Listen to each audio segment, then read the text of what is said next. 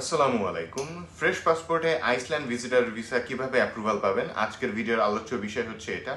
যারা সেনজেনভুক্ত country Iceland ভ্রমণের plan করছেন তারা পুরো ভিডিওটা দেখার চেষ্টা করবেন, বিকজ বর্তমান সময়ে বাংলাদেশ থেকে আইসল্যান্ড ভিসা অ্যাপ্রুভাল রেশিওটা অনেক বেশি আছে। সো ফার্স্ট অফ অল, যারা সেনজেনভুক্ত কোনো কান্ট্রি ভ্রমণের প্ল্যান করছেন তারা একটা জিনিস খেয়াল রাখবেন, আপনি যে দেশের জন্য অ্যাপ্লাই করছেন ওই দেশের ভিসা রেশিও আসলে বাংলাদেশ থেকে ভালো কিনা। একমাত্র যদি ভিসা রেশিও ভালো থাকে তাহলে কিন্তু আপনি আপনার ভিসা অ্যাপ্রুভালটা পাবেন। কজ সেনজেনভুক্ত অনেকগুলো কান্ট্রির অ্যাপ্লাই বাংলাদেশ থেকে করা গেলেও সবগুলোর visa ratio at the same time ভালো থাকে না। সো যেহেতু বর্তমান সময়ে আইসল্যান্ডের ভিসা রেশিও ভালো আছে, সো আপনি আইসল্যান্ডের জন্য অ্যাপ্লাই করতে পারেন।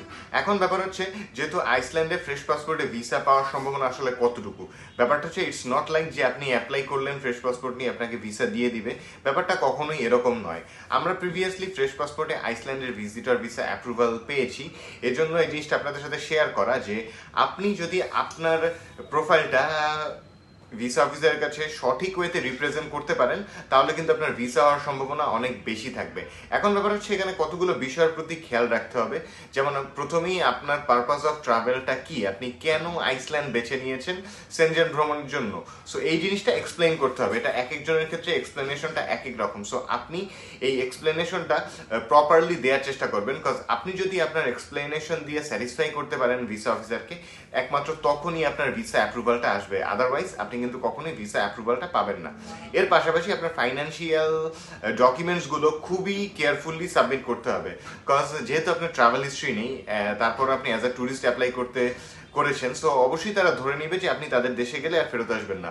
সো আপনাকে আপনার কান্ট্রি টাইজগুলো, আপনার ফাইন্যান্সিয়াল টাইজগুলো, এগুলো খুবই কেয়ারফুলি এবং যথেষ্টভাবে আপনার ফাইলের সাথে অ্যাটাচ করতে হবে।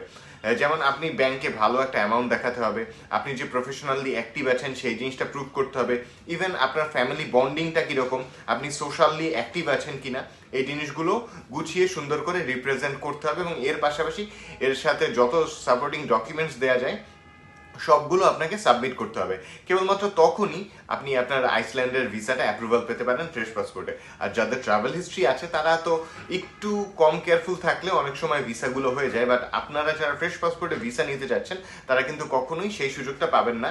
আপনার এভরি স্টেপে ডকুমেন্টসগুলো খুবই যত্ন সহকারে রেডি করে দেন সাবমিট করতে হবে, তাহলেই আপনি আপনার ভিসা অ্যাপ্রুভালটা পেয়ে যাবেন। সো আমরা যেহেতু বর্তমান সময়ে আইসল্যান্ডে ভিজিটর ভিসা নিয়ে প্রচুর কাজ করছি, যারা আইসল্যান্ড নিয়ে ইন্টারেস্টেড চাইলে সরাসরি ভিজিট করতে পারেন আমাদের অফিসে, বা কল বা নক করতে পারেন স্ক্রিনে দেওয়া নাম্বারে। সবাইকে অনেক ধন্যবাদ।